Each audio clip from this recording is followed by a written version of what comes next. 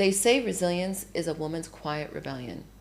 Today on They Say It Takes a Village, I sit down with a woman many admire from afar, but very few truly know. Elegant, accomplished, and a pillar of female empowerment here in the UAE. Yet behind the public grace sits a story of courage, resilience, and rebirth. 3 battles with breast cancer, 3 children to raise, all the while rebuilding her life and returning to work in a world that often sidelines mothers and women after they become mothers. Maha Gorton's journey is not just inspirational, it's a reminder of what it truly means to be a woman in today's world. Complex, powerful, and endlessly evolving. This is a conversation about identity, strength, and femininity, as well as the invisible expectations that we place on women everywhere. And today, we finally hear Maha's story, her truth in her own words. Let's get into it. Maha, I have literally been watching you, like I said on the intro, from afar for a very long time. I am so grateful, and I'm truly, truly appreciative of the fact that you've taken the time out of your extremely busy schedule and given me the effort and energy to come and sit here today. I feel like your story, and especially on a lot of the topics that we're going to touch on today about what it is to be a woman in today's world, the expectations that we have and place on young girls, women, mothers, I couldn't have dreamed of a more perfect guest. So I'm truly thankful, and welcome to They Say It Takes a Village. No, thank you for having me. It means a lot. Obviously, again, for everybody who's literally lives under a rock and doesn't know who you are and what you're all about and what you put out into this world. In your current state, if I was to ask you, who is Maha? Who is Maha? How would you answer that question? Professionally, I work in social impact, supporting gender equity and women's empowerment, supporting women and girls. And that is very much a passion of mine personally as well. I'm a single mother of 3. I'm English, half Egyptian, born in Dubai, lived a very expat upbringing, moved around the Middle East, lived in the UK, back to the Middle East, and then was in boarding school from the age of 10. Best years of my life, but that explains the accent. Yes. And I'm back here. And living very proud to be an Emirati citizen, and raising my children. One of my first questions is just because obviously, we've gotten to know each other over the past, I guess, few weeks a little bit more. So, when talking to you, there's a lot of accomplishments. There's a lot behind your story to date. But if I was to take away the title and the accomplishment and the fact that you are doing all of this incredible work for women and young women here, and if I was to ask you, a question, I mean, again, in your story, you've gone through cancer, marriage, children, motherhood, all of that. But if I was to literally sit down, and you were to sit down with Maha as a little girl, and just for one moment, and speak to that little girl, let's say Maha at 10, what would you tell her? I'm sorry. I'm sorry that you felt responsible for everyone else's feelings and everyone else's happiness. I'm sorry that you were taught that your worth is just on the surface of how you look. I'm sorry that you felt that you weren't worthy of more. Is that what you felt growing up? I think it's something that I never realized until I became an adult, much later on. And I think that there's a lot of women do it, that we feel responsible for other people's feelings and other people's happiness. If other people are happy with us and other people are happy, then we're good, we're worthy. Because you've sort of fulfilled your duty. Yeah. To please them. And that means not having boundaries which respect your sense of self. And that means placing your self-worth on someone else's reaction. But it isn't, just in the way that their reaction isn't your responsibility. And so, I would tell her that I'm sorry, and I would tell her that she had all that worth already in her. And she was worthy of love, of acceptance, of happiness. Do you know, honestly, I find whether we like it or not, our childhood has a major impact on who we are. I mean, regardless, good or bad, it is going to shape who we are as people. And I think there are so many things that you can take from childhood that are positive, and there are so many things that you carry on that you don't like. And I think, just as you just mentioned, the fact that you feel you have to apologize to the younger version of yourself, I think that speaks a lot to subjects like resilience, you know, things that your experiences that have brought you to this point. Do you think, as a young person, do you think the resilience is it just this magic unicorn that you were born with? Was it situational? Is it something that you feel like you had a specific moment where you really had to kind of pull up the bootstraps and move on? You know, I think that resilience and that inner strength, we all start at the same place. Yeah. And it's kind of, you know, the analogy that I use is we don't know how strong a branch is until we pull it and it snaps. But resilience is, you know, it's like a muscle. Every time it's tested, it gets stronger and it gets stronger. And so, you know, I always remind women when they're going through something, if they reach out to me or I connect with someone, they're strong enough. Yeah. They have all the strength that they have inside of them. They need to remind themselves of that, because they do. Even when we feel like we don't. We do. We all have it. But it grows and it builds. And some people have to be tested a bit more and grow a bit more. But it's always there. It is always there. I think, yeah. I mean, when you are a child, you are constantly going through little bouts of resilience. I think it just depends on the extreme nature of it, you know. If you were to look back sort of in hindsight now as an adult, is there things or ideas or subjects or some sort of traits that as an adult you feel like you had to unlearn? Of course.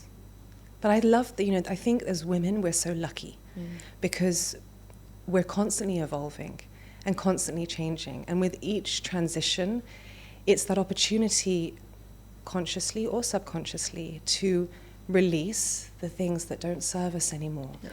And carry with us the lessons that we've learned. And I think that's why I don't fear aging, and I think I love being in my 40s now, because... I mean, you're doing it beautifully. Let's just put it out there. Thank you. Whatever you're drinking, you need to share that with the rest of the world. A lot of coffee. But, you know, I think that, you know, you become less apologetic for doing that, because it just makes you stronger and better. So, yeah, that evolution and those transitions are something that we need to embrace and not fear. And it really is that opportunity to choose who we want to be each time and where we want to be. I'm 100% with you. I feel like, as you're saying, it's the evolution. I feel like growing up, there was always an emphasis on... I feel like I've never been given the opportunity to be creative. And therefore, the creativity aspect in my adulthood as a 40-year-old woman I'm slowly trying to incorporate it, which is the hardest and scariest thing, because I always feel I'm not doing it right. Because it was, I would say, no, it was discouraged, because that's not what we were about. We're Iraqi and we need to go a certain path, and we're survivors of the Gulf War, and those are the expectations that I feel I tried really hard to unlearn, that I'm not a survivor anymore.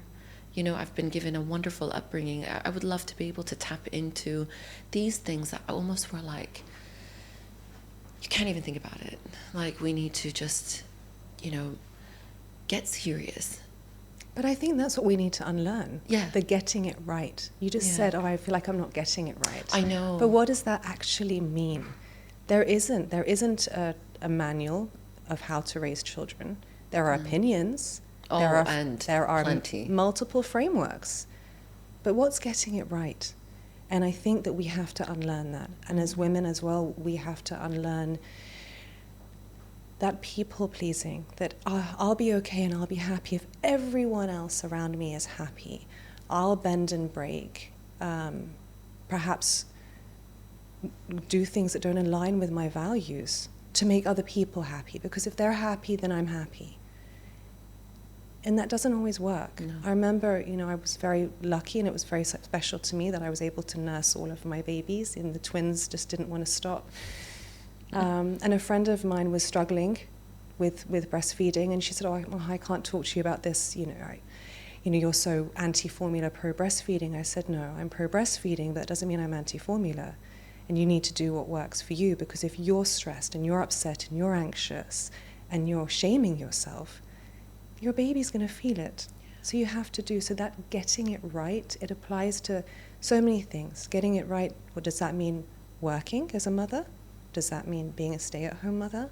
Does that mean being married, not married, divorcing? There's no getting it right. No. And it's interesting because I remember a few years ago, someone asked me, if you could go back and remove the cancer part from your story, would you? And without hesitation, I just said no. Because I never, ever would have chosen it. But I learned so much. And what it took from me was far less than what I gained from those journeys. That was one of my questions. Sorry. No, it was just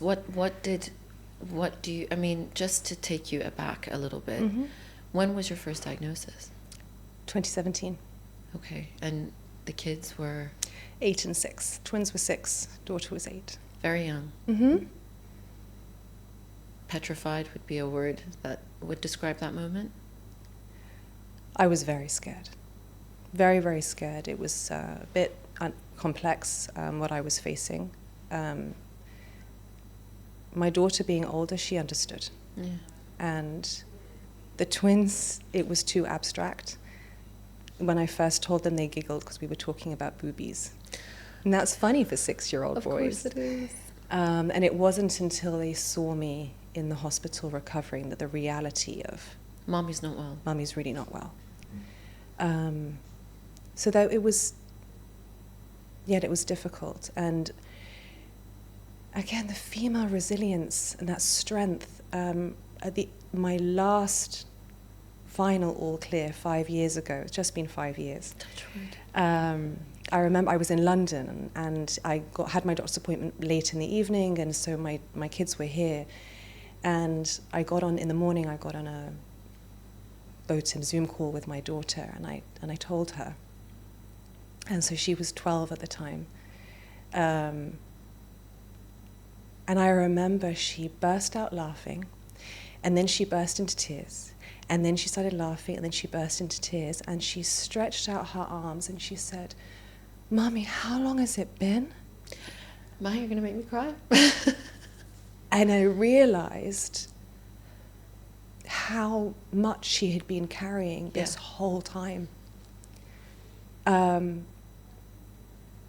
yeah. It's not. It's, the illness and going through something.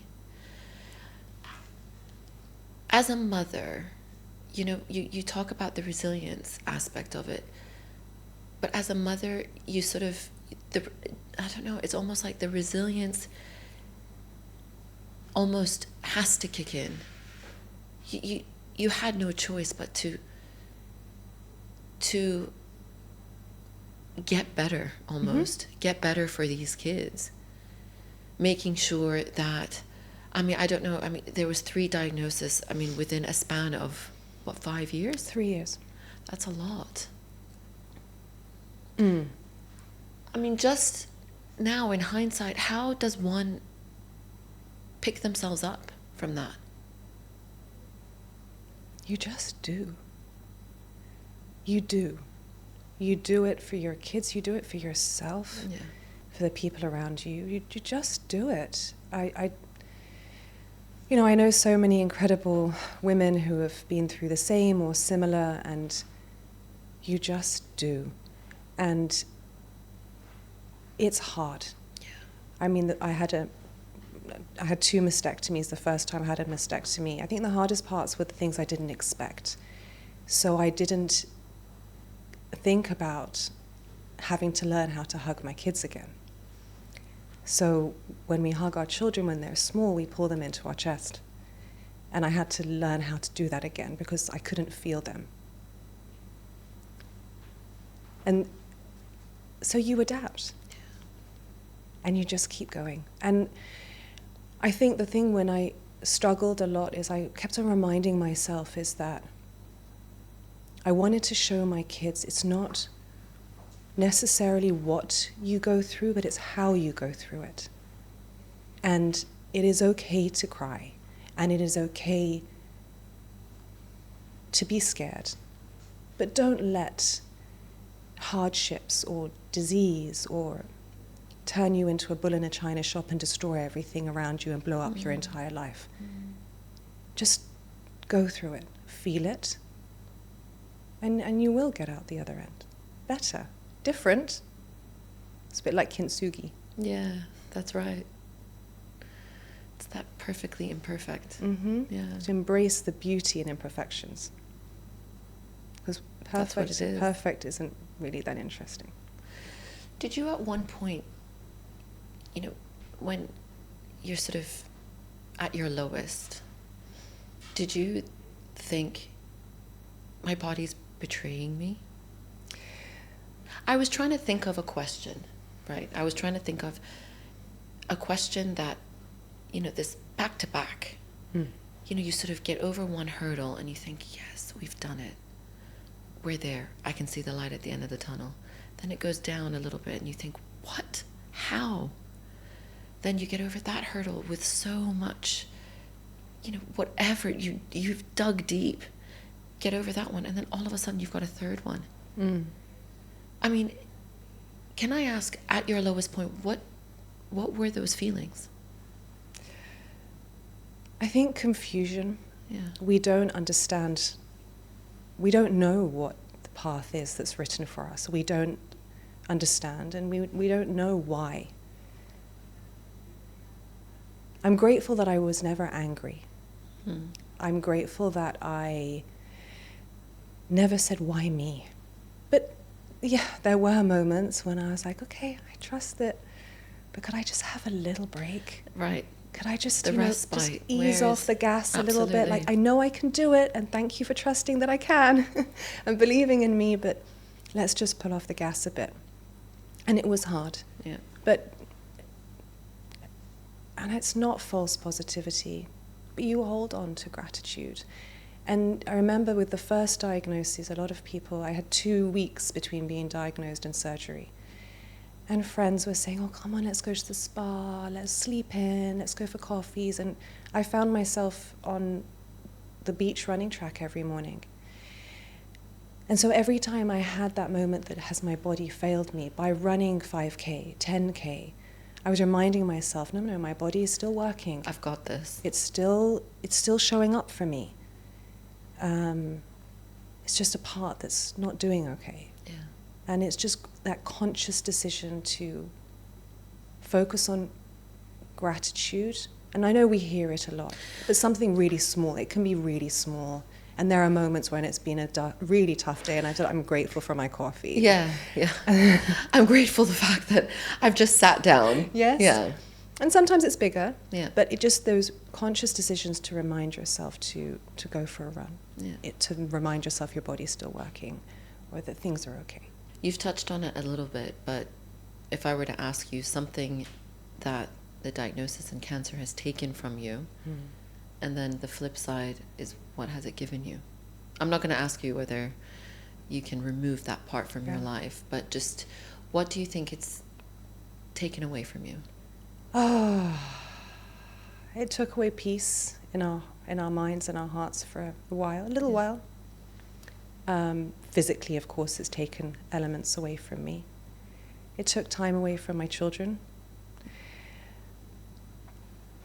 I think that's it. I realized a strength I didn't realize that I had. I learnt to embrace beauty in imperfection. I learnt that I liked running. I used to think one should never run unless they're being chased by a lion, and even then look for the tallest tree to climb. Now she's like training for a marathon. But now I was like, actually, I like this. I've been running my whole life. It's the only way I feel like I become a sane, better human being. It's meditative. It is. And it's one thing that you do on your own. Mm. It's really quite nice, especially on the outside. Mm-hmm. Yeah. I learnt and gained an awareness of who my village is, which is a very small village. But I gained that, and I'm so grateful for them. Yeah. I don't know, there's so much. I gained perspective, awareness. The one thing that is very clear and evident, that the amount of things that you've gained versus the things that were taken, it's doubled. Yeah. Isn't that a funny thing? Doesn't that make you think something as big as cancer has doubled the amount of gains and value as opposed to taken away? I mean, again, you're at a point where there's obviously cancer it's a devastating. Breast cancer, it's something that women struggle with, and women die from, and it is a terrible, terrible, terrible situation and a terrible illness for any woman. Having said that, we talked a lot about the fact that some cancers don't kill you, and the majority of there's been, I feel, a few people that I've spoken to that have had breast cancer diagnosis, and this has been the common theme, that they've gained so much after that period of real testing and a trial of their life. Mm-hmm. It's definitely something to think about.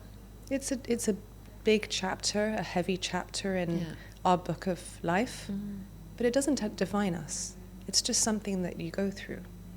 It doesn't have to be a definition of who you are. That's right. You're not just Maha cancer survivor.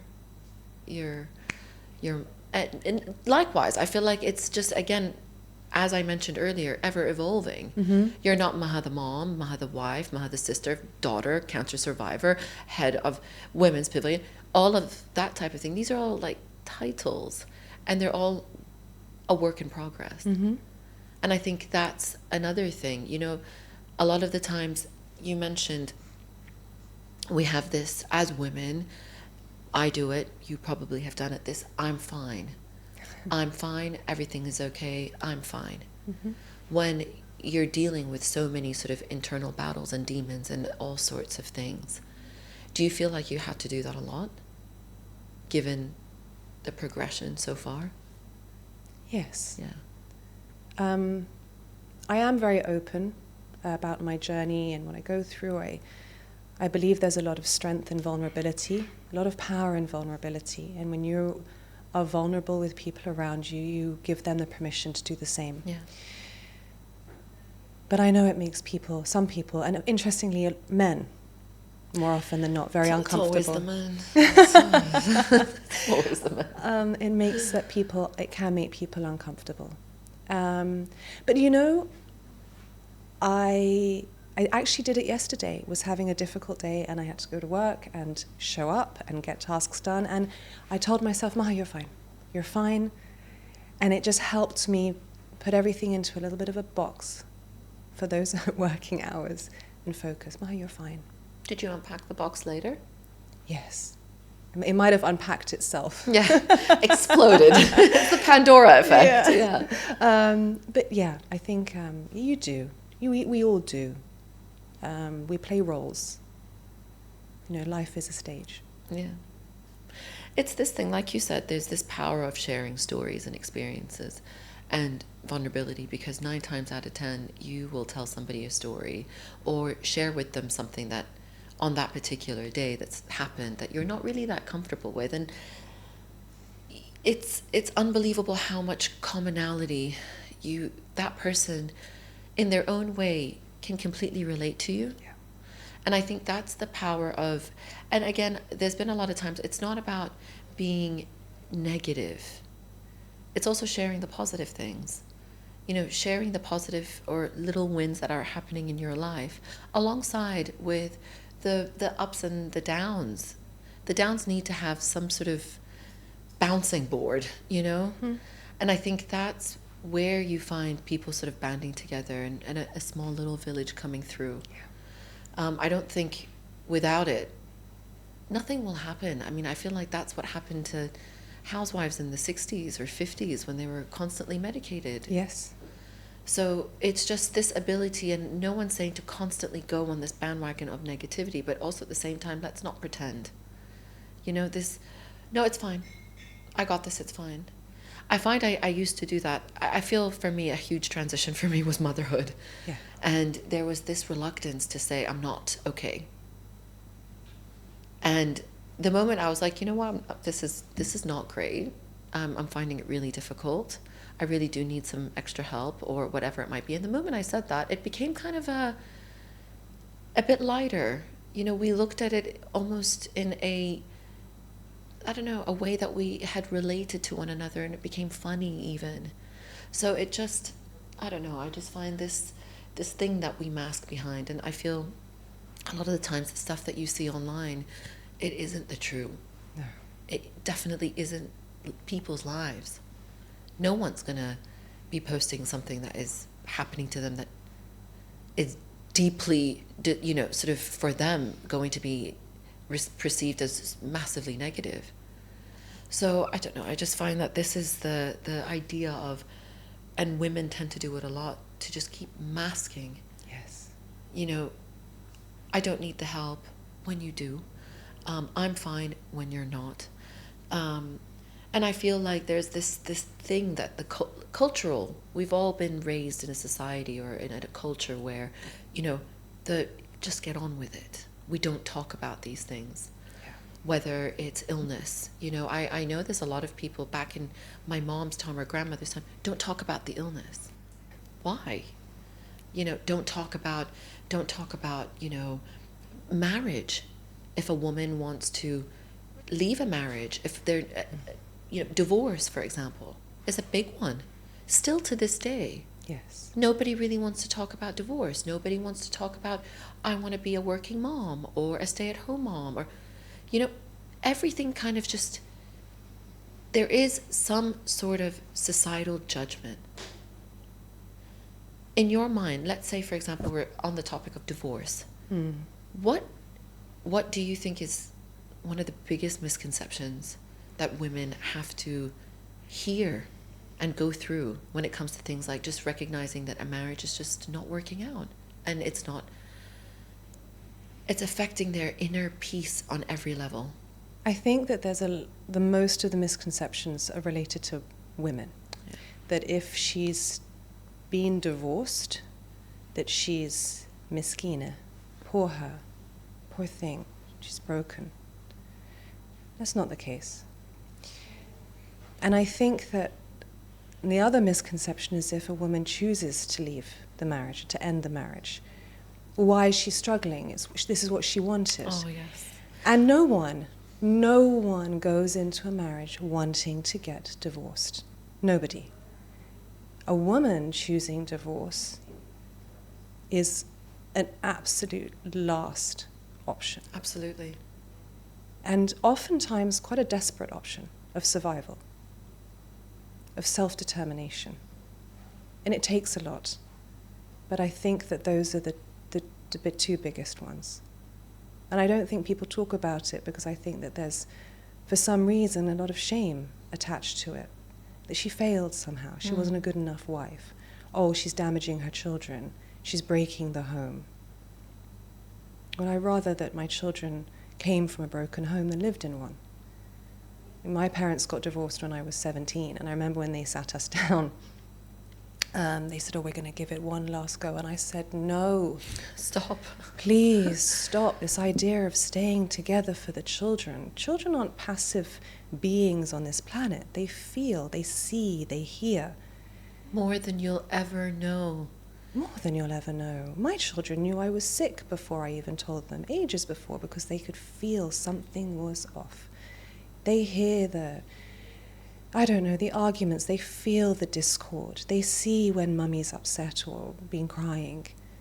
So this idea of staying together for the children, whilst it sounds noble, can actually be quite damaging. And I was very relieved when my parents decided finally. And a very dear friend of mine, her parents got divorced when she was in her 30s, and it was so hard for her. And she said, I wish they'd done it earlier. Why did we have to experience all of that? It didn't work out. And that's okay. Yeah. But no, I'm with you. It's just the funny thing that the difference between a woman choosing a divorce versus a man choosing a divorce. Something that we still haven't reached there, with all of the empowerment and the push and the rights. And there's still this undercurrent judgment stigma about it. Exactly what you said. She's choosing to break up her home. But I mean, like you said, you've got a little audience that are so in tune, and that's what they say. Your instinct is the highest point in childhood, right? So we push our instinct down as adults because we think that the logical side, we can explain certain things. But that gut feel, they only have gut feel. Yes. So you've got kids that are so intuitive, watching their first interaction of a relationship, essentially. So technically, instead of breaking a home, you're saving one. That's my opinion. Absolutely. You're showing your daughter how she should be treated, expect to be treated as a wife, and how she needs to show up as a wife. Yeah. You're showing your sons the same thing from the husband role, how to treat the women in their life. It's important that we are conscious of that impact. And as a mother, when you are in an unhappy or a difficult situation, you can't show up for your children in the way that they need. Of course not. You can't be emotionally available in the way that they deserve at a young age. Of course not. And so the idea of making that decision as well for yourself, to put your oxygen mask on first so that you can be there for your children and your job, the people in your life, but yourself first, because you can't pour from an empty cup. No. That's so true. If you've had a bad day, that shows in every aspect, whether it's parenting or in every aspect. If you've just had a bad day, let alone something as intimate as a marriage, if that is not... And look, no one's saying, the sign of the first argument. No. Do everything it takes. Do what it takes. And then once you've done what it takes, I personally think, again, it's that inner gut instinct. Listen to it. What's your gut instinct telling you? Is it saying that this is going to leave you broken and soulless? I would definitely group that as, I'm doing this for my family and I'm saving myself and my children. This is the thing that I don't understand. I've got a few friends that are going through a divorce, and it's quite tumultuous for the woman only. Yeah. But it doesn't have to be. But it doesn't have to be. This is what I don't understand. It doesn't have to be courts and lawyers and aggression and hostility. There was love at one point. Yeah. And you had children together. Well, how beautiful is that? I mean, you can never regret a marriage that brought your children into this world. Absolutely. And again, how you model going through that process. The children watch it. They see it. It doesn't need to be so awful. But the reality is that it can be for many. I don't know. I just feel like on a society level, that whole thing needs to change. Yeah. It needs to change. It needs to change really quickly, because there's no point. Back in the day, like you said, parents want to stick together for the children. We now know that's going to do more harm than good. Yeah. We know better. Yeah, we do know better, and it's just, I don't know, it's a bit of, it's definitely something that is, stop whispering about it, like, in the sense that, oh, did you hear what this person's going through? Yes, it's just a matter of fact. It's just like, that person got married, that person got divorced. It should be the same thing. They're life choices, right? Yeah. So that's my 2 cents of it. And I think at the end of the day, you try your best, and your relationships are there, and you want to cultivate them as much as possible. And you've brought children into this world, and you went into it with your full mind, body, and soul, expecting for it to work. And if it doesn't, it doesn't, and it's nobody else's business. I think that's a really interesting point, because I love love. Yeah. Love is so beautiful. It is. Marriage is such a special union, and I think the most important choice, you choose that person. But I think a lot of people, take it for granted, and it needs constant work. And I think in the world that we live in, where people are posting proposals and weddings and romantic gestures, we have to be so conscious to not let that plant the seeds of doubt. Is my partner showing up for me enough? Are they doing enough for me? Are they good enough? And because it can break things. And I think that in society in general, we don't truly appreciate how important marriage is as a relationship in terms of the nurture, constant nurture that it needs, and that mutual respect. I completely agree with you. It's the fact that it's constant nurture. It's not something that you can take a back seat on. No. The moment you take a back seat, the wheels are going to come off. Mm-hmm. And I think that's what it is, right? Yeah. It's the constant nurture in both ways. It's two. Sort of, you give and you take. And it's just, the comparison. And I think that's also sets women up for very unrealistic expectations. And I think that's one thing that I'm constantly struggling with. What are unrealistic expectations that are constantly set on women? What do you think?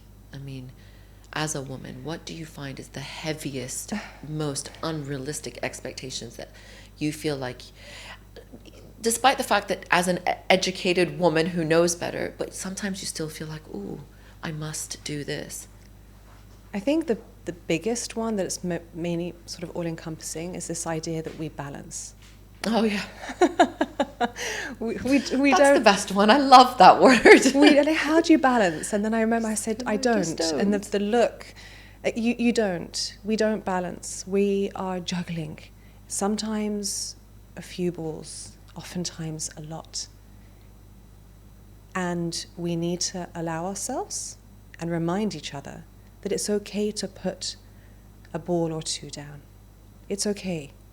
And I think that we need to remind ourselves and each other to show compassion to ourselves when we drop one or a few, or them all sometimes. We can't keep on with this idea that we can do it all while society doesn't support that. At all. At all. At all. You know, why we're all human beings, why we're expected to have this extra abundance of energy and capacity and emotional resilience and strength and all of the above.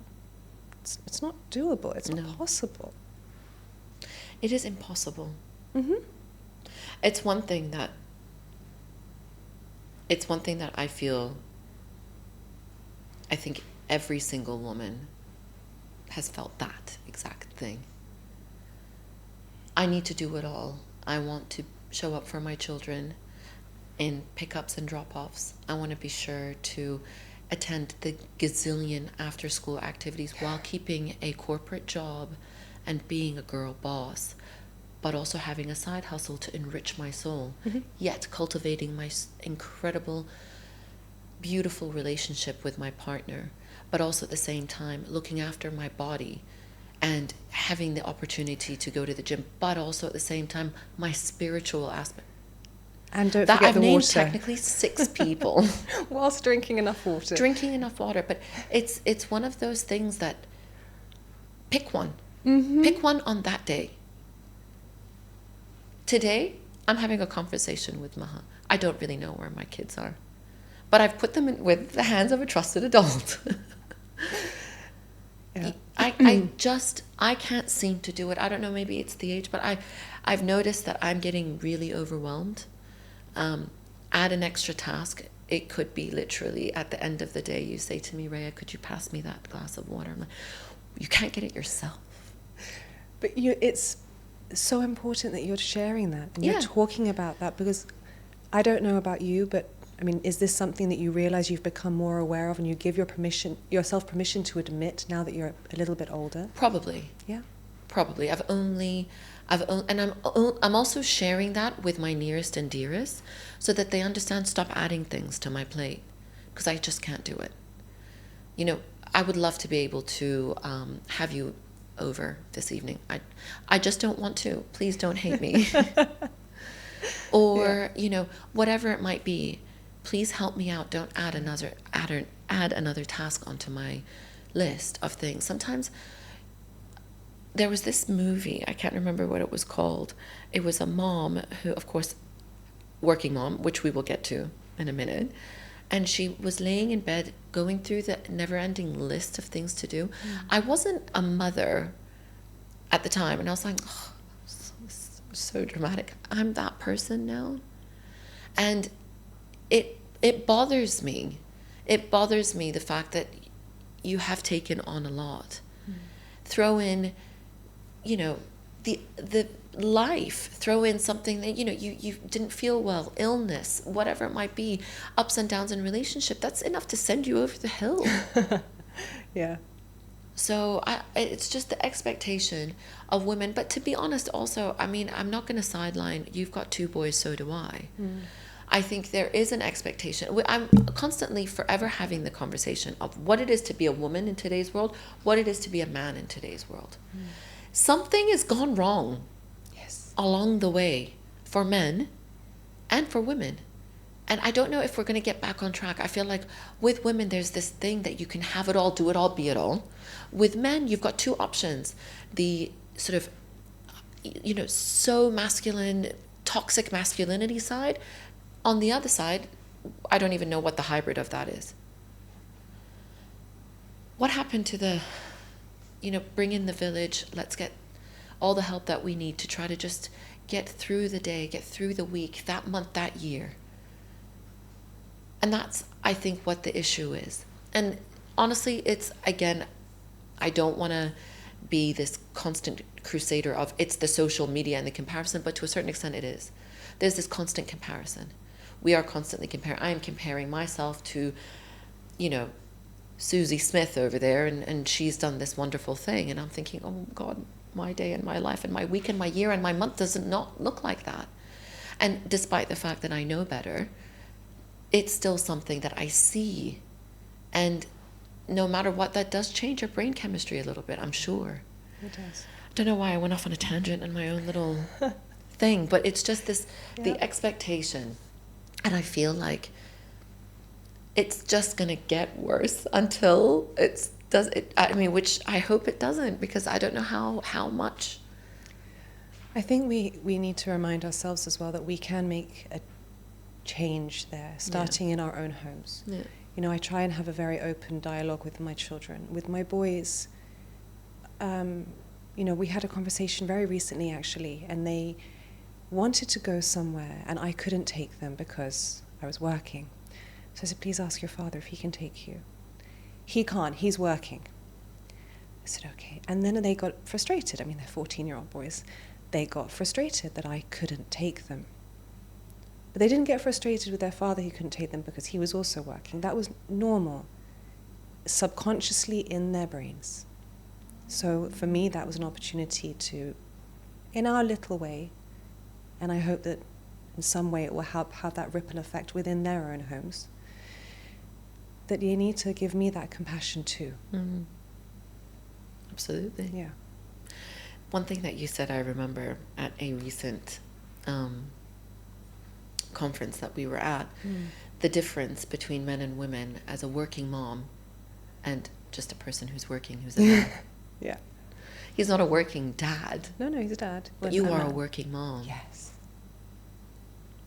That's double title, if you ask me. Yeah. Why do we need it?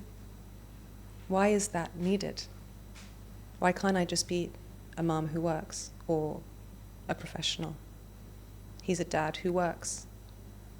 Why do I need to be a working mom? He's not a working dad. That title doesn't exist. Like mom guilt. Do you know that there's no dad guilt? Do you ever hear that? Mompreneur. Oh. Mompreneur.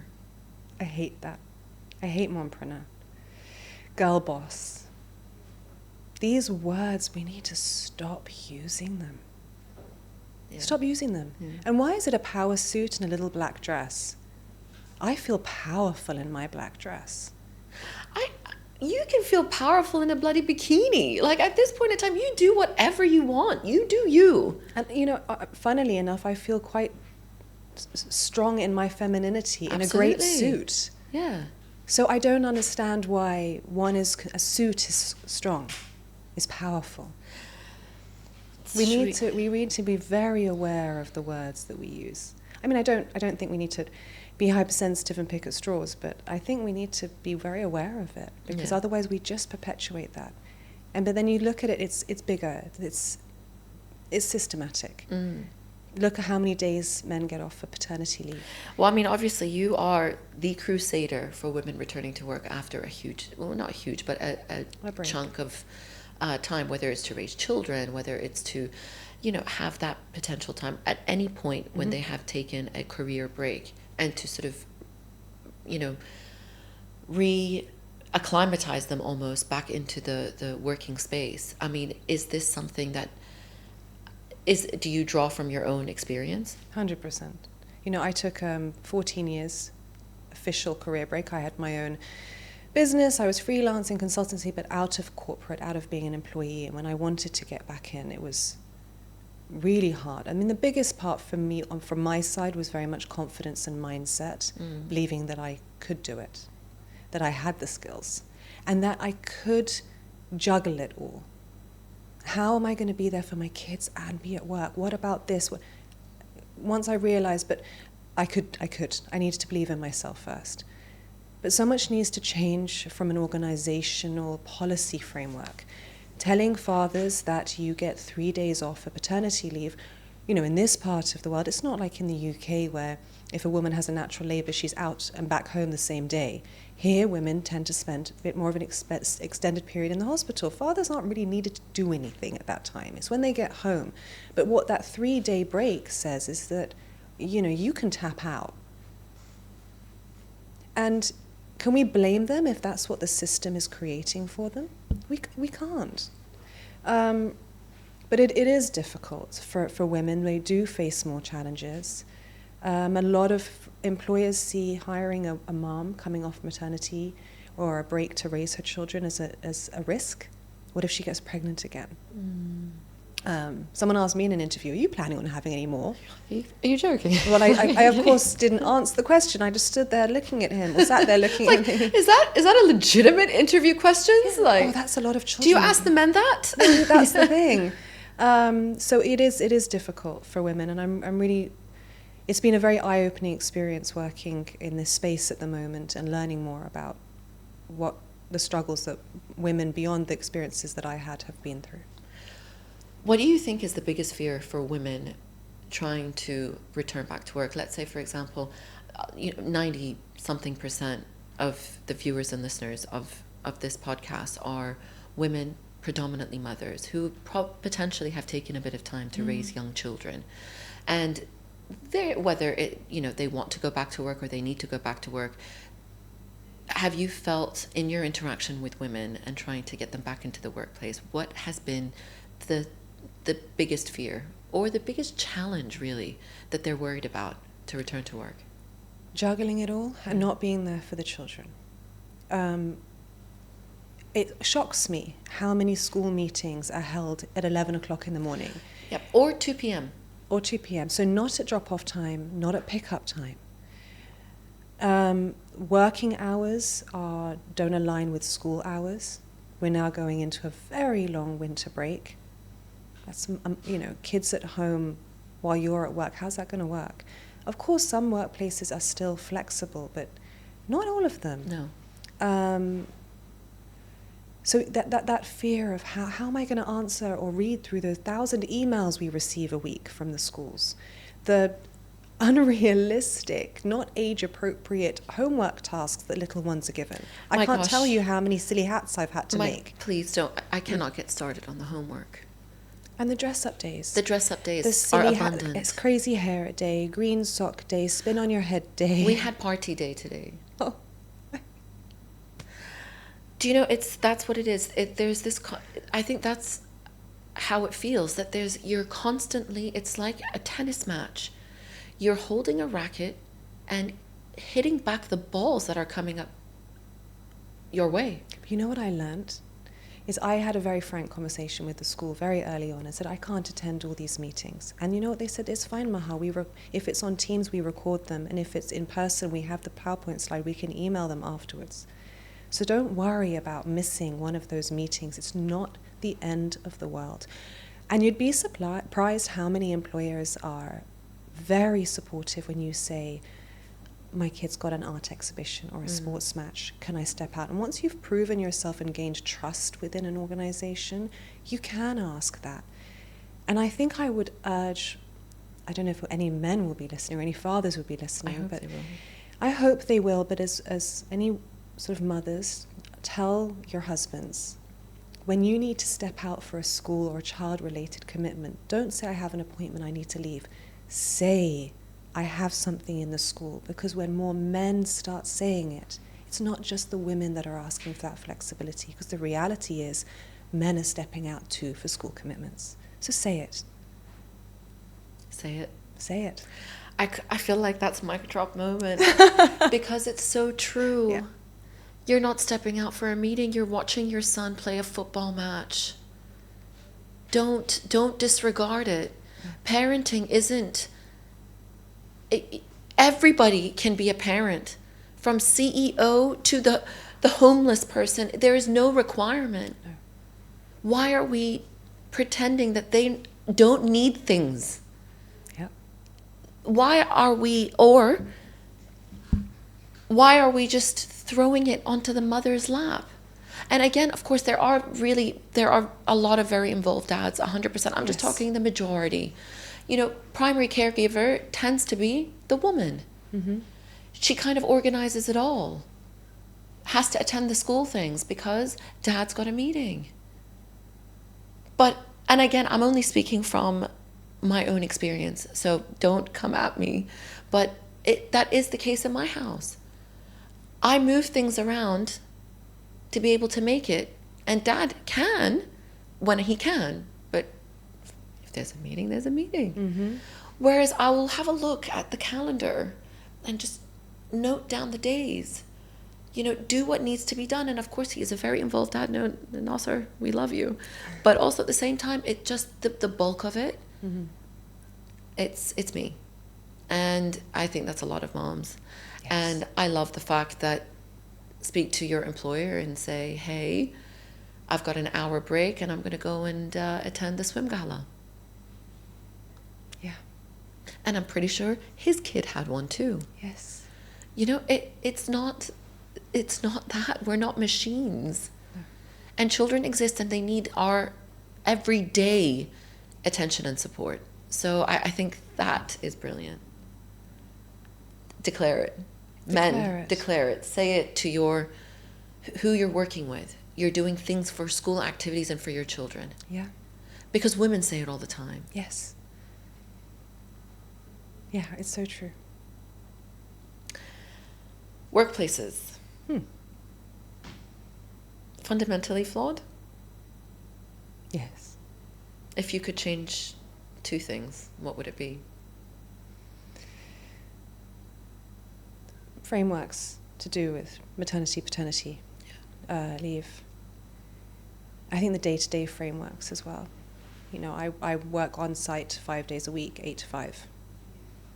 I'm very lucky that I have an employer who is compassionate and understanding and supportive, but not everyone's that lucky. That rigidity needs to stop. It's not productive. Mm-mm. And of course, people take advantage of flexibility sometimes. But working remotely, having flexi hours, we can see the benefit with that. Do you know, I asked a couple of just close friends of mine who aren't working at the moment, and the only thing that they would consider from a job is flexibility. Mm. They weren't concerned about salaries or the financial sort of gain from that job, just the flexibility. Yeah. The ability to, I mean, dropping off kids is fine in the morning, but whether it's to pick them up or have the flexibility to attend the myriad of school functions. And to also just, you know, be at a point where you are not completely sort of blocked off. That work is just this ironclad establishment that things can't get through. That's true. And to be honest, I find if I was to look at, if I was an employer, you know, you mentioned that people are kind of, or, you know, employers are a bit reluctant to hire mothers. I would argue that they should. Absolutely. There is nobody that can multitask like a mother. And the thing is, she doesn't have time to waste.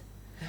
So a task is done in quadruply amount of time in terms of rapid speed. Yes. Because all she wants to do is get it done and go home. Mm-hmm. And that, to be honest, I value all the women colleagues that I work with because they're all mothers and we're all on the same vibration. We just want to get it done so that our next job, our unpaid work, is tended to. Yes. And I just find that the idea of, oh, you know, a mother is going to prioritize her children. Yes, but she gets the job done to do so. This is another, I find, a big misconception.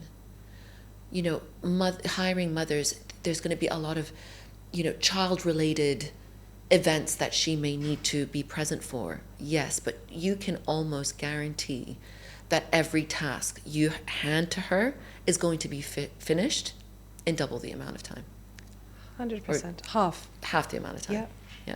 Absolutely. And mothers, the strength, the transferable skills that they bring from what they've gained as mothers into the workforce is so beneficial for organizations. And I think that that's one of the biggest challenges, is getting employers to understand that.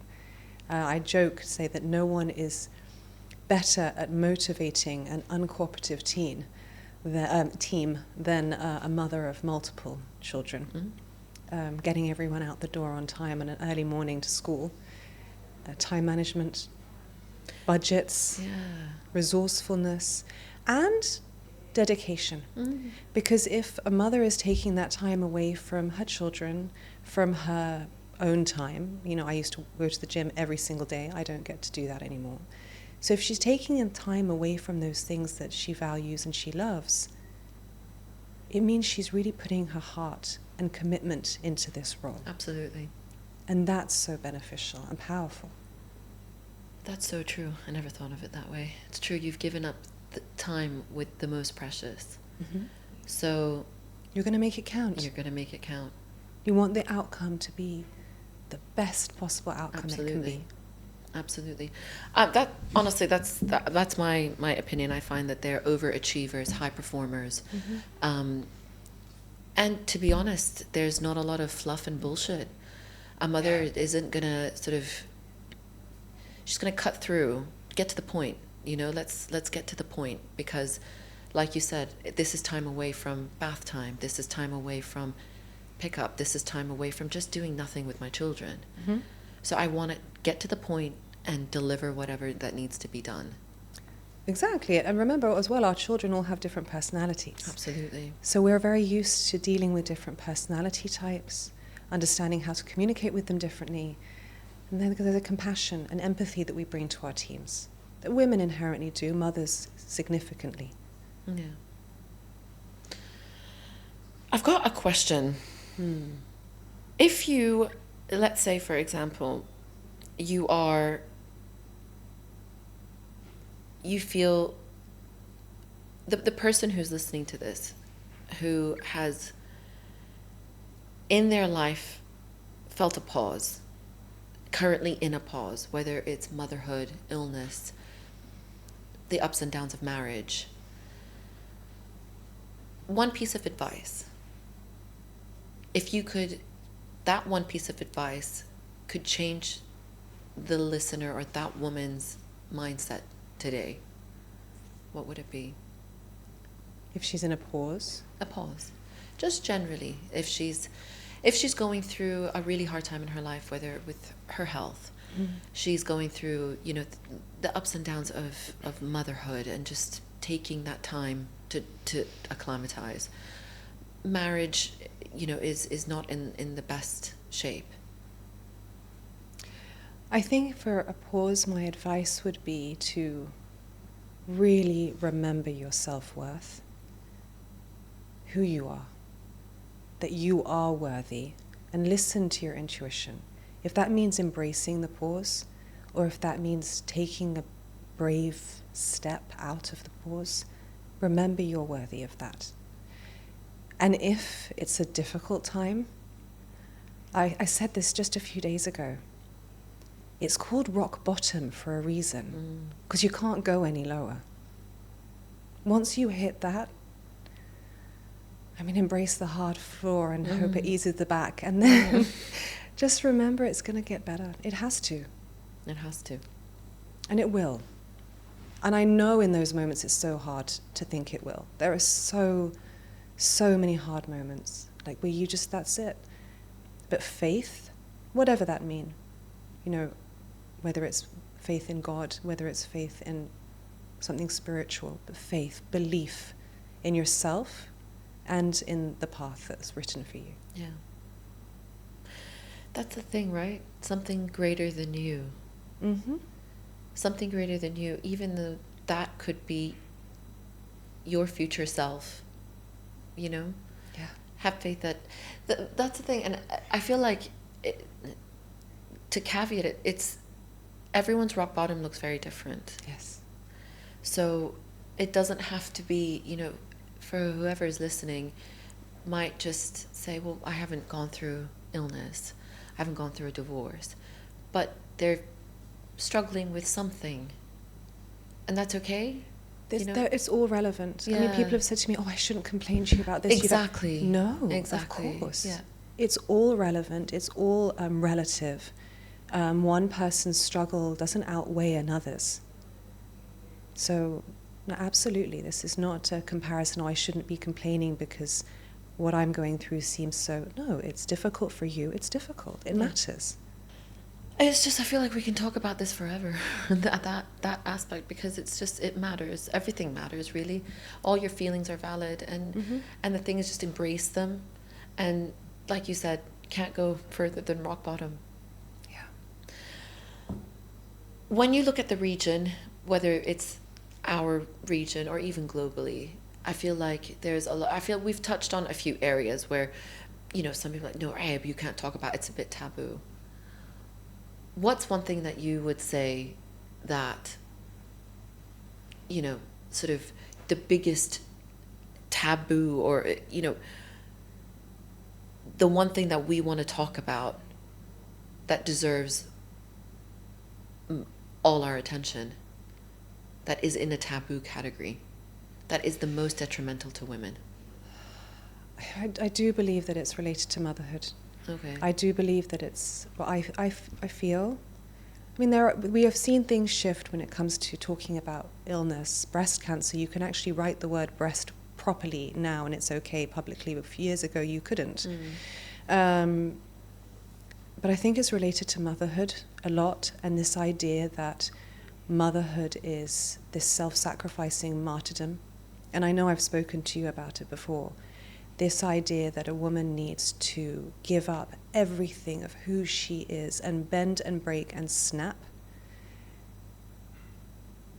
And the idea of saying, you know, we had these round table sessions, and it was interesting. One lady was brave enough, and I say brave because she didn't care that someone was going to judge her, and likely would.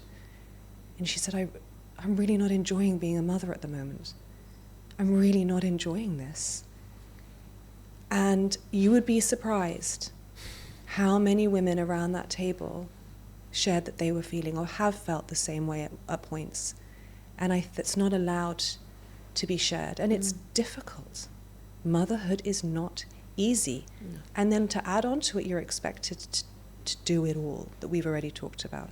I think that needs to change, that honesty in struggle, being honest and authentic, that this is hard. We shouldn't have to pretend, but we do. Yeah, we do all day.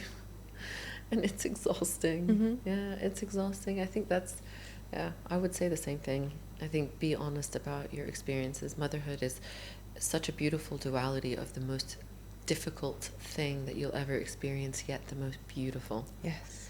And I think that is, it's so easily shamed. Yes. And I think that's not fair.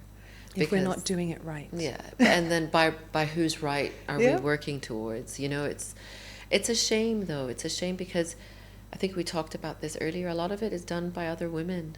Yes. And I think that's the part that is the saddest truth. And I think, to be honest, that's where I find, on the flip side, men don't seem to. I don't find a lot of men, and I'm talking, again, it's a huge generalization, shame other men as much as women shame women. I agree. I think that needs to change. It needs to. I don't know why. I was talking to a previous guest about that, and she's even mentioned it. She's a little bit older, and she was saying that was one of her biggest struggles, that it's the judgment and shame, not by men, by other women. Yes. That's making that is the most hurtful.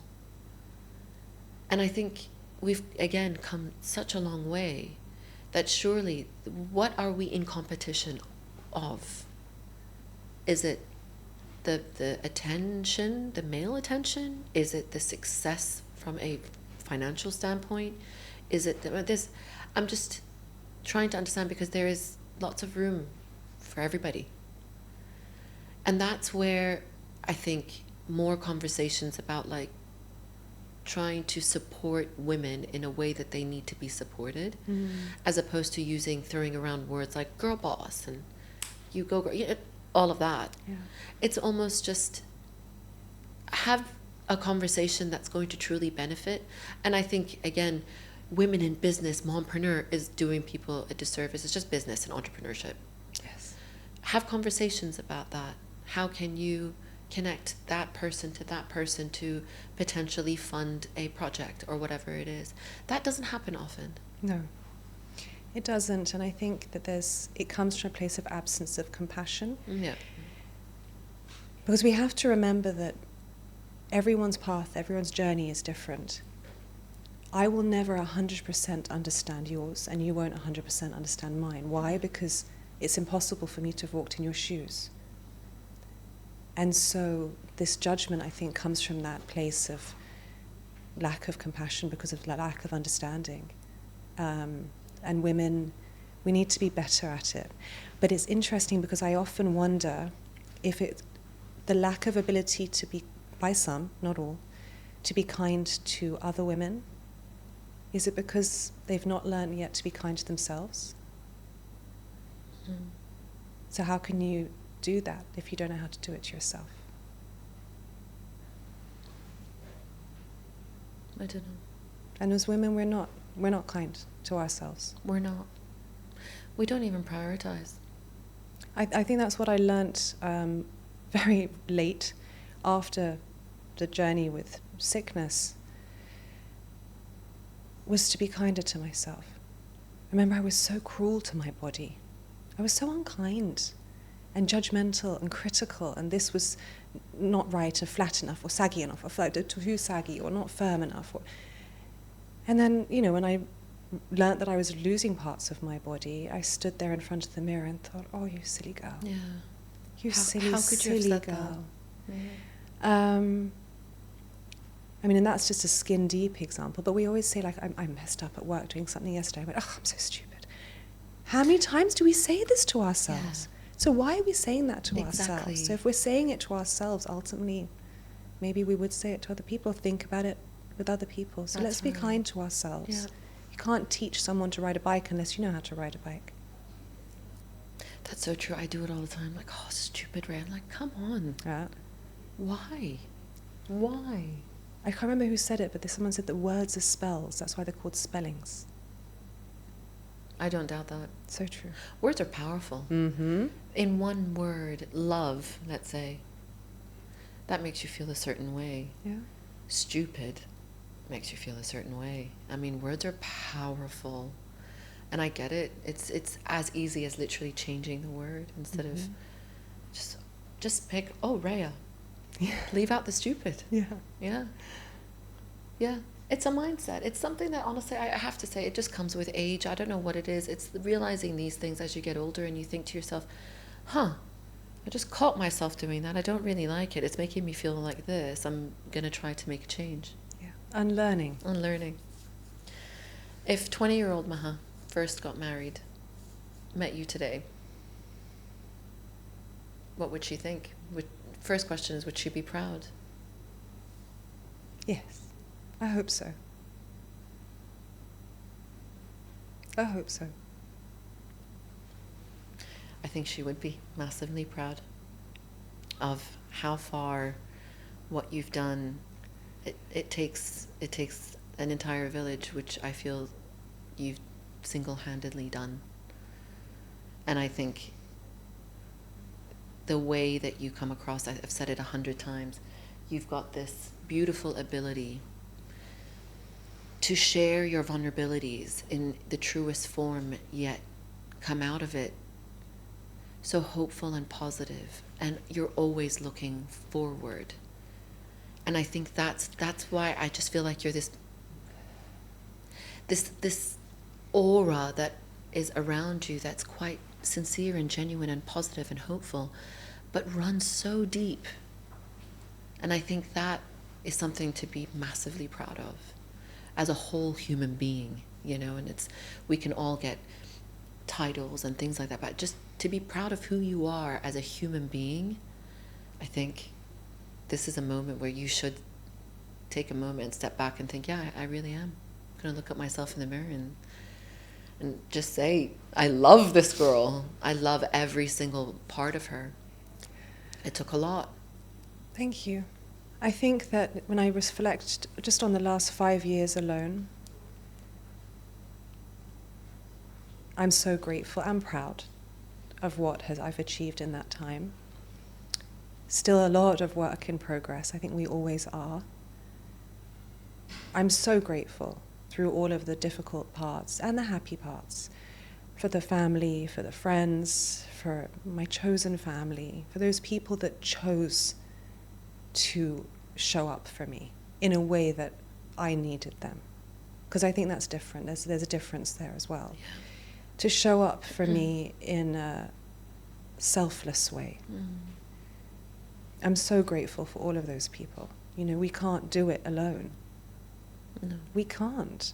And we need to remind ourselves that, and I say this a lot, and I've said it before with you, we need to give ourselves permission to ask for help.